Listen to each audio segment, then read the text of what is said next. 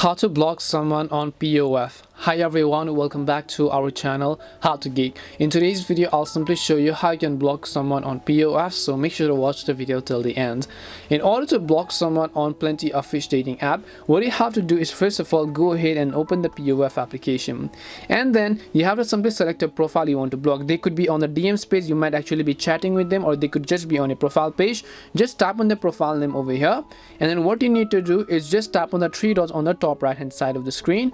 When you tap on the three dots, you'll find the option called block this person, so you can just tap on the block this person option. It'll say you that if you've exchanged messages with this person, blocking them will permanently delete those records, right? So all you need to do is just tap on the OK button right over here, and that person will be successfully blocked. If you want, you can go ahead and then block other persons respectively as well. And this is simply how you can block on Plenty of Fish. We hope the video was really helpful, and if it did help you, make sure to leave a like and subscribe to our channel. If you have any more questions, feel free to leave them down. Thank you very much for watching, and see you in the next video.